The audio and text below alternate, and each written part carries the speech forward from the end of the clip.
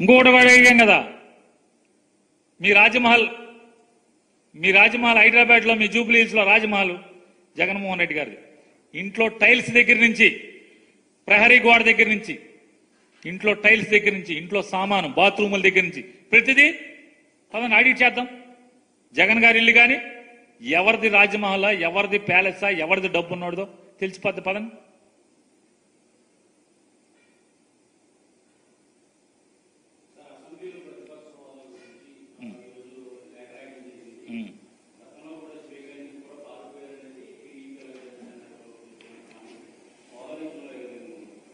మీరు 2019 నుంచి కూడా ఇక్కడే ఉన్నారు కదా, 2019కి ముందు నుంచి మీరు అందరూ కూడా ఇక్కడే పనిచేస్తున్నారు కదా, మీడియా వ్యక్తులందరూ కూడా.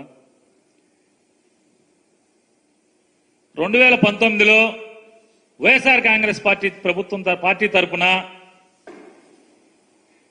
తమ్మినేని సీతారాం గారు స్పీకర్ అయినప్పుడు చంద్రబాబు నాయుడు తీసుకొచ్చి మర్యాదగా కూర్చోబెట్టాడు కుర్చీలో.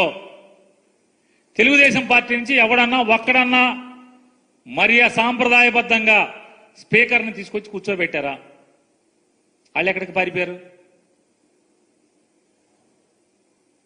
తమ్మినేని సీతారాం గారిని, మీరున్నారు కదా మీరందరూ, తమ్మినేని సీతారాం గారిని చంద్రబాబు నాయుడు గాని ఏ తెలుగుదేశం పార్టీ ఎమ్మెల్యే అయినా ఒక్కడన్నా ఆయన చేయబట్టుకుని సాంప్రదాయబద్ధంగా మర్యాదగా హుందాగా తీసుకొచ్చి ఆయన చైర్లో కూర్చోబెట్టేదాకా ఉన్నారా?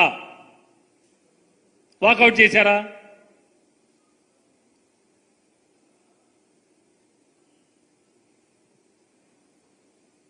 ఎందుకు వాకౌట్ చేశారు? ఎందుకు పారిపోయారు? ఇవాళ మేము కారణం చెప్తున్నాం. ఎమ్మెల్యేగా గెలిచి ఒక మాజీ ముఖ్యమంత్రిని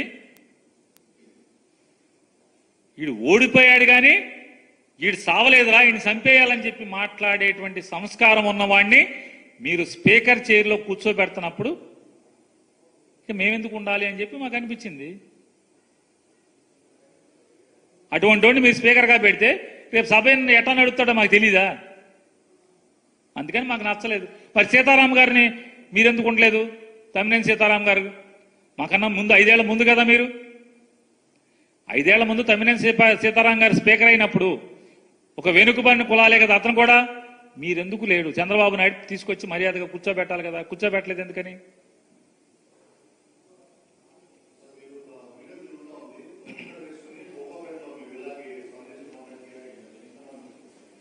పేర్ని నాని పసుపు చొక్కా వేసుకుని హైదరాబాద్ ఐకియాలో విల్లా కోసం కొన్న 50 కోట్లతో కొన్న విల్లా కోసం, ఫర్నిచర్ కోసం తిరుగుతున్నాడా? అంటే పసుపు చొక్కా వేసుకోవటం, ముందు పసుపు చొక్కా వేసుకోవటం గురించి మాట్లాడతాను. నేను 2023లోనే నాకు బోడని రంగుల చొక్కాలని, పసుపు రంగు చొక్కా కూడా ఉంది. పసుపు ఏమి తెలుగుదేశం పార్టీ పేటెంట్ కాదు, ఎవరి పేటెంట్ కాదు. నేను 2023లో చంద్రబాబు నాయుడు గారు అరెస్ట్ అయ్యి జైలుకి వెళ్ళినప్పుడు స్కిల్ స్కామ్లో, ఆ స్కిల్ స్కామ్ ఎలా జరిగింది, చంద్రబాబు నాయుడు గారు ముఖ్యమంత్రి హోదాలో డబ్బుల్ని ఎక్స్చెక్కర్గా ఉన్నటువంటి ఆయన ఏ రకంగా దుర్వినియోగం అవటానికి నిర్ణయాలు తీసుకున్నాడో అదే పసుపు చొక్కా వేసుకుని అసెంబ్లీలో నేను మాట్లాడటం జరిగింది. జగన్మోహన్ రెడ్డి గారు ముందే నేను ఉంచుని మాట్లాడాను. బోళని ప్రెస్ మీట్లు ఇదే కుర్చీలో కూర్చుని అదే పసుపు చొక్కా వేసుకుని తెలుగుదేశం పార్టీ విధానాలని, వాళ్ళు పాత చేసినటువంటి తప్పుడు పనుల్ని చీల్చి చెండాడటం జరిగింది. సో మొదటిది అది. ఇక రెండోది, రాజపుష్పాలో నేను గనక విల్లా కొనుక్కునేంత సినిమా ఉంటే ఐకియాలో ఫర్నిచర్ కిందకి వెళ్తారు. ఐకియా అనేది మధ్యతరగతి వాళ్ళు వెళ్ళి కొనుక్కునేటువంటి ఫర్నిచరు. ఎట్లా వెళ్తాను? రెండవది, ఇంకోటి కూడా చెప్తున్నాను. తెలుగుదేశం పార్టీ వాళ్ళు ఎవరెవరైతే నా మీద ఫేక్ వార్తలు, ఏదైతే ఫేక్ న్యూస్ ఫ్యాక్టరీ నుంచి వార్తల్ని ప్రచారం చేశారో, తిప్పారో, నేను వాళ్ళందరికీ చెప్తున్నా, మీరు తెలంగాణ మొత్తంలో లేదా బందర్ కాకుండా ఆంధ్రప్రదేశ్ మొత్తం, ఆంధ్ర తెలంగాణలో ఎక్కడైనా సరే పేర్ని నాని శ్రీమతి, పేర్ని నాని కొడుకు, పేర్ని నాని అత్తగారు, మాంగారు, వీళ్ళు ఎవరైనా సరే వాళ్ళ పేరు మీద ఏ ఇల్లున్నా మీరు తెచ్చుకోండి, శుభ్రంగా నేను రాసి రిజిస్ట్రేషన్ చేస్తాను. ఆంధ్ర తెలంగాణలో బందరు కాకుండా ఇంకెక్కడ నాకు నా ఇంట్లో ఎవరి పేరు మీద ఇల్లున్నా, ఇంటి స్థలం ఉన్నా నేను రిజిస్ట్రేషన్ చేయడానికి సిద్ధంగా ఉన్నాను. ఎవరు కావాలంటే వాళ్ళు బాగా బులపాటం తీర్చుకున్నారు కదా నా గురించి, ఓకే మొత్తం ఫేక్ న్యూస్ని నేనేదో విల్లా కొన్నానని, పసుపు చొక్కా వేసుకున్నానని, ఫర్నిచర్ కొన్నానని మీరందరూ కలిపి రాస్తే తెచ్చుకున్నా సరే నేను ఎక్కడికి రమ్మంటే అక్కడికి వచ్చి రిజిస్ట్రేషన్ చేయటానికి నేను కానీ, నా శ్రీమతి పేరు మీద ఉన్నా కానీ, నా కొడుకు పేరు మీద ఉన్నా కానీ, లేదా మా అత్తమామల పేరు మీద ఉన్నా కానీ, ఎవరి పేరు మీద ఉన్నా సరే ఆంధ్ర తెలంగాణలో బందరు కాకుండా ఇంకెక్కడున్నా సరే మేము వచ్చి రిజిస్ట్రేషన్ చేయడానికి సిద్ధంగా ఉన్నాం.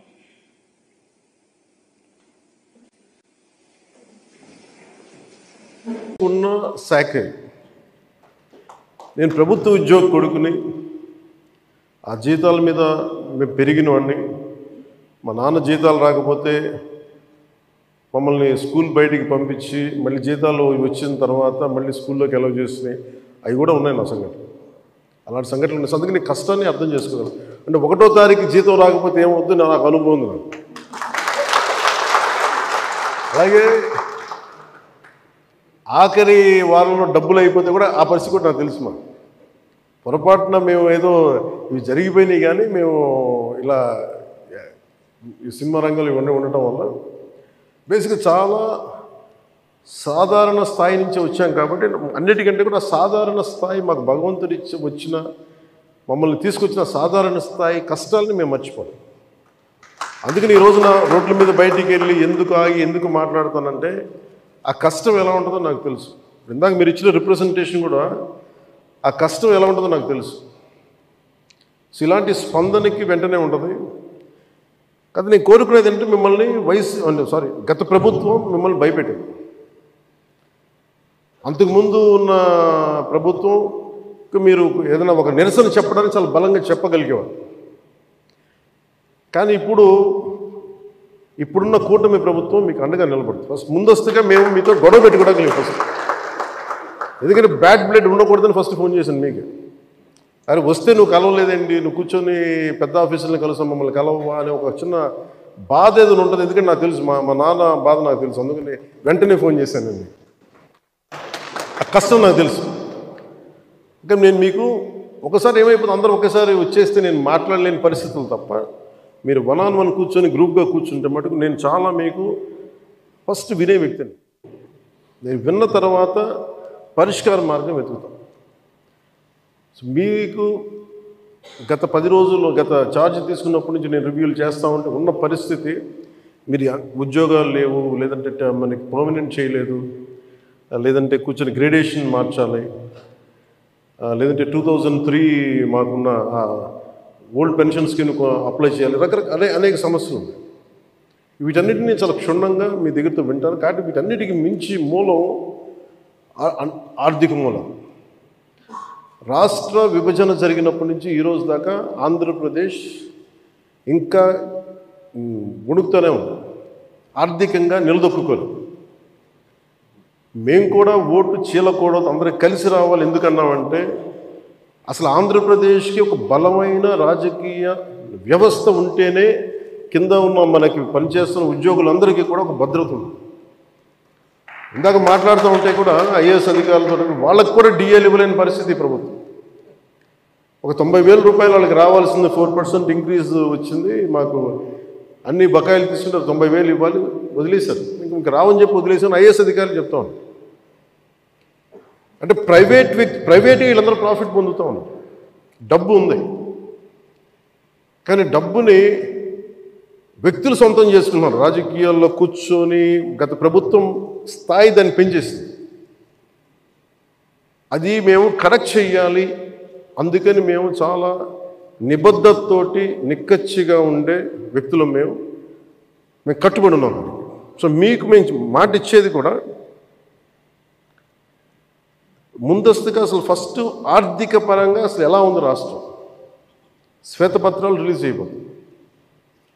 ఆర్థిక పరంగా ఎంత ఏ పరిస్థితిలో ఉంది, ప్రతి డిపార్ట్మెంట్లో ఎంత డబ్బు ఉంది, ఏ డబ్బులు ఉన్నాయి, అసలు ఏమైపోయిన. ఉదాహరణకి పొద్దున్న ఏదో రివ్యూ చేస్తూ ఉంటే నారాయణ గారితో మాట్లాడుతూ ఉంటే అంటే ఏ పరిస్థితుల్లో ఉన్నాయి చెప్తాను. ముఖ్యంగా మన పిఆర్కి మన పంచాయతీరాజ్ సంబంధించి 15th ఫైనాన్స్ కమిషన్ అసలు డబ్బు లేదు, మ్యాచింగ్ గ్రాంట్ ఇవ్వలేదు. దాదాపు కొన్ని వేల కోట్లు రావాల్సింది రాలేదు. ఇప్పటికి ఈరోజు కూడా కూర్చోబెట్టి దాదాపు 1800 కోట్లు అనుకుంటున్నా, 1580 కోట్లు, క్లోజ్ టు 1600 crores రావాలి. సో 15th ఫైనాన్స్ కమిషన్ డబ్బులు వదిలేసుకున్నాం. జల్ జీవన్ మిషన్ లాంటిది గోల్డెన్ నిధులు ఉన్నాయి. సో ఏ పథకం, కేంద్ర పథకాలకి ఇవన్నీ చూస్తుంటే కేవలం మ్యాచింగ్ గ్రాంట్ ఇవ్వలేకపోవడం.